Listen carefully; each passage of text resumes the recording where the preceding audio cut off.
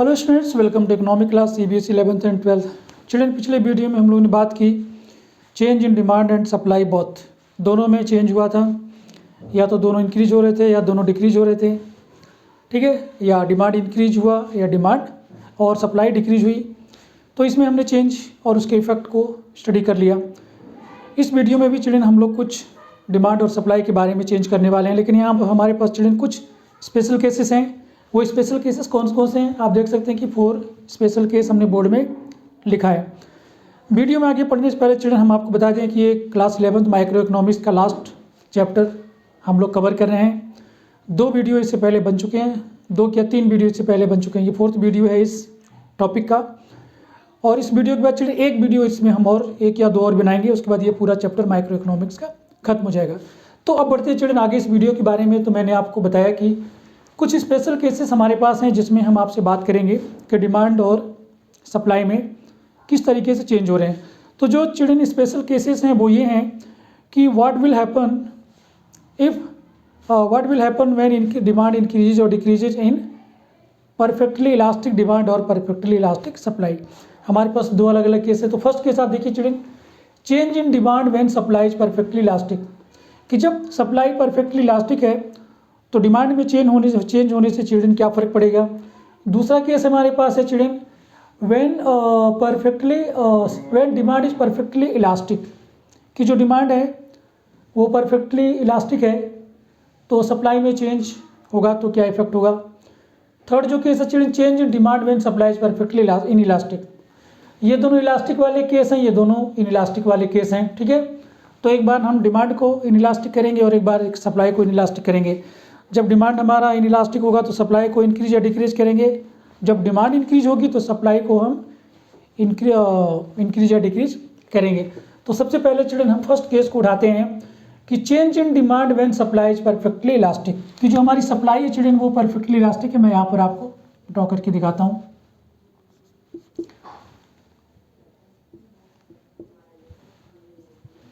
ठीक है, ये हमारा हो गया। यहाँ पर हमारे पास रहेगी क्वांटिटी और यहाँ पर हम लिखेंगे प्राइस क्वांटिटी। चिल्ड्रन क्योंकि यहाँ पर जो हमारी सप्लाई है वो परफेक्टली इलास्टिक है, तो पहले हम सप्लाई कर्व यहाँ पर बना लेते हैं। ये हमारी होगी सप्लाई कर्व एसएस और ये है परफेक्टली इलास्टिक, तो यहाँ पर हम लिख सकते हैं ES इक्वल टू इनफाइनाइट। ठीक है, ये आपको समझ में आ गया होगा। अब हम मान लेते हैं कि किसी एक पॉइंट पर हमारे पास, हाँ, यहाँ पर हम बना लेते हैं डिमांड कर्व। तो डिमांड कर्व चिल्ड्रन आपको पता है कि हमारा जो है नेगेटिव स्लोपिंग डिमांड कर्व होता है। ये हमारा हो गया डिमांड कर्व DD। ठीक है, मान लेते हैं ये गिवन डिमांड है, ये प्राइस भी यही रहेगा। इस पर अभी देखिए आप इतनी वो OQ डिमांड जो है, OQ क्वांटिटी की डिमांड हो रही है। अब डिमांड को चिल्ड्रन हमारे पास 2 केस है, डिमांड इंक्रीज होगी या डिक्रीज होगी। तो हम डिमांड को इंक्रीज कर लेते हैं और डिमांड कर्व को हम राइट साइड में शिफ्ट कर देते हैं। ये देखिए D1 हमारा जो डिमांड कर्व है, previous demand curve right side को शिफ्ट हो गई है। हमारी न्यू क्वांटिटी चिल्ड्रन ये है OQ1। ठीक है, तो डिमांड को इंक्रीज होने से चिल्ड्रन क्वांटिटी इंक्रीज हो गई है। प्राइस आप देख सकते हो जो प्राइस पहले था वही प्राइस रहेगा। और हम देख लेते हैं डिमांड को डिक्रीज करने पर क्या होता है। तो डिमांड कर्व को जो प्रीवियस इनिशियल डिमांड कर्व है उसको हम राइट साइड में शिफ्ट कर लेते हैं D2 और ये देखिए सप्लाई कर्व को एम्पटर सेट करके यहाँ से एक वर्टिकल लाइन हम एक्स एक्सिस पर ड्रॉ कर लेते हैं। ये होगा हमारा Q2। तो ये देखो चिल्ड्रन, जब सप्लाई परफेक्टली इलास्टिक होगी तो डिमांड के इंक्रीज होने से प्राइस पर कोई फ़र्क नहीं पड़ेगा, केवल क्वांटिटी इंक्रीज हो जाएगी। और डिमांड अगर डिक्रीज होगा, ठीक है, उससे भी प्राइस में कोई फ़र्क नहीं पड़ेगा, केवल जो है क्वांटिटी डिमांडेड वो डिक्रीज हो रही है। तो आप देख सकते हो कि जब सप्लाई परफेक्टली इलास्टिक है तो डिमांड की इंक्रीज या डिक्रीज होने से प्राइस पर कोई फ़र्क नहीं पड़ता है, प्राइस कांस्टेंट रहता है। अब चिल्ड्रन हम दूसरा केस देख लेते हैं। ये केस हमने कवर कर लिया है। दूसरा केस हमारा है children, changes in supply when demand is perfectly elastic. तो यहाँ पर हमारा जो चिल्ड्रन डिमांड है वो परफेक्टली इलास्टिक होगा। ये हो गया हमारा पॉइंट ऑफ ओरिजिन, ये हो गया हमारा Y एक्सिस और ये हो गया चिल्ड्रन हमारा डिमांड कर्व DD। ठीक है, अब हम देख लेते हैं चिल्ड्रन, हम अपना डिमांड कर्व बना लेते हैं। तो मान लीजिए कि ये हमारा जो है इनिशियल डिमांड कर्व है, सप्लाई में चेंज हम चिल्ड्रन करने वाले हैं। सॉरी ये तो गड़बड़ हो गया, सप्लाई कर्व में बनाना है। ये देखिए सप्लाई कर्व पॉजिटिव स्लोप होता है, तो ये हमारी होगी इनिशियल सप्लाई कर्व एसएस। ठीक है, डिमांड जो है परफेक्टली इलास्टिक है, यहाँ पर आप लिख सकते हो elasticity of demand equal to perfectly elastic. ये चिल्ड्रन कन्फ्यूजन की वजह से थोड़ा सा रॉन्ग बना दिया है, हमें डिमांड परफेक्टली इलास्टिक करना है, मैंने इन्हें इलास्टिक बना दिया है। ऐसे ही बनेगा चिल्ड्रन जहाँ जहाँ पर चलिए न्यू बना लेते हैं, बाकी बातें बाद में करेंगे हम। तो यहाँ पर चिल्ड्रन हम रिप्रेजेंट करेंगे प्राइस को, यहाँ पर हम रिप्रेजेंट करेंगे क्वांटिटी को। ठीक है, ये हो गई चिल्ड्रन हमारी परफेक्टली इलास्टिक डिमांड कर्व। ये हमारा हो गया डी डी, और elasticity of demand is perfectly elastic. Supply curve children क्योंकि पॉजिटिव स्लोप होता है, तो सप्लाई कर्व को हम इस तरीके से बनाएंगे। ये हो गया हमारा S S initial supply curve, और ये होगी हमारी इनिशियल क्वांटिटी ओ क्यू। ठीक है, अब सप्लाई को हम पहले इंक्रीज कर लेते हैं। ये देखिए चिल्ड्रन,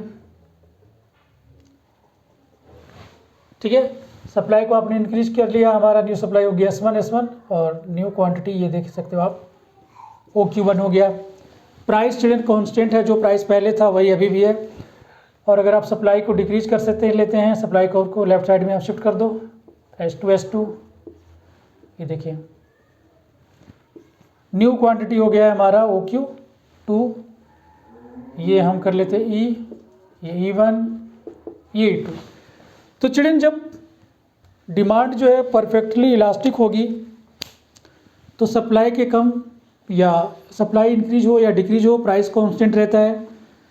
जब सप्लाई परफेक्टली इलास्टिक होगी चिल्ड्रन, तो डिमांड इंक्रीज हो या डिक्रीज हो, प्राइस कांस्टेंट रहता है।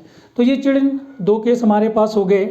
पहले केस में जब सप्लाई परफेक्टली इलास्टिक है, तो डिमांड में इंक्रीज या डिक्रीज होने से क्या इफेक्ट होगा, और दूसरे केस में जब डिमांड परफेक्टली इलास्टिक है, तो सप्लाई के इंक्रीज या डिक्रीज होने से चिल्ड्रन प्राइस पर क्या इफेक्ट होगा। अब हमारे पास चिल्ड्रन दो और केस हैं इन इलास्टिक के, उसके बारे में भी हम लोग डिस्कस कर लेते हैं।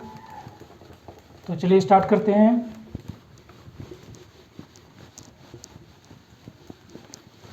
तो चिल्ड्रन हमारे पास यहाँ पर केस है, सबसे पहले change in demand when supply is perfectly in elastic. जो सप्लाई है चिल्ड्रन वो हमारी परफेक्टली इन इलास्टिक है।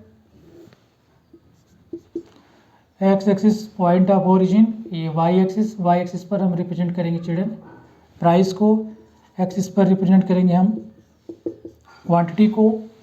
अब हमें डिमांड को चेंज करना है, और जो सप्लाई है वो परफेक्टली इन इलास्टिक है। तो ये चिल्ड्रन हम बना लेते हैं सप्लाई परफेक्टली इन इलास्टिक, हमारी सप्लाई ऐसे हम इसको कर लेते हैं। ठीक है, डिमांड कर्व को हम इंक्रीज करेंगे या डिक्रीज करेंगे, तो ये हम मान लेते हैं हमारा इनिशियल डिमांड कर्व है डी। ठीक है, अब ये देखो आप, ये तो हो गया हमारा इनिशियल प्राइस। अब डिमांड को चिल्ड्रन अगर हम इंक्रीज कर दें, ये देखिए D1 राइट साइड में हमने डिमांड को शिफ्ट कर दिया है, तो प्राइस इंक्रीज हो जाएगा, सप्लाई पर कोई फर्क नहीं पड़ेगा। अगर हम डिमांड को चिल्ड्रन डिक्रीज कर दें, लेफ्ट साइड में इसको शिफ्ट कर दें D2, तो आप देखोगे क्वांटिटी पहले जितनी थी उतनी ही है, प्राइस डिक्रीज हो रहा है। ये देखिए चिल्ड्रन, जो बहुत ईजी है, आई होप कि आपको समझ में आ गया होगा। तो जब चिल्ड्रन सप्लाई इन इलास्टिक होगी, तो डिमांड इंक्रीज हो या डिक्रीज हो, क्वांटिटी सप्लाई पर कोई फर्क नहीं पड़ेगा। जब डिमांड इंक्रीज होगी तो प्राइस इंक्रीज होगा, जब डिमांड डिक्रीज होगी तो प्राइस डिक्रीज हो जाएगा। दूसरा चिल्ड्रन हमारे पास केस है कि when demand is perfectly elastic, ये देखिए change in supply when demand is perfectly in elastic, तो ये हमारी डिमांड हो गई। ठीक है, डिमांड कर्व डी, और सप्लाई कर्व चिल्ड्रन हम लोग बना लेंगे क्योंकि पॉजिटिव स्लोप होती है, तो ये हमारी हो गया सप्लाई कर्व एसएस, और ये हो गया हमारा इनिशियल प्राइस। अब सप्लाई को चिल्ड्रन हम इंक्रीज कर लेते हैं। ये देखिए सप्लाई को हमने इंक्रीज किया S1, तो आप देखोगे कि प्राइस चिल्ड्रन डिक्रीज हो गया। ये देखिए प्राइस हो गया P1, डिमांड पहले जितनी थी उतनी ही है। अगर हम सप्लाई को चिल्ड्रन डिक्रीज कर दें S2 ये देखिए S2 पहले इंक्रीज है फिर हमने डिक्रीज कर लिया है, तो आप देखोगे कि प्राइस जो है चिल्ड्रन इंक्रीज हो गया है लेकिन डिमांड पर कोई फर्क नहीं पड़ा है। तो चिल्ड्रन ये सारे जो आंसर हैं वो आपको डायग्राम से ही पता चल गए हैं। आप डायग्राम को बनाएंगे आपको आंसर मिल जाएगा, आंसर को रटने की कोई ज़रूरत नहीं है। तो ये था children change in demand and supply in special cases. I hope you have understood all the points. So that's all for this video. See you in the next video. Till then, take care. God bless you all. Thank you for watching the video.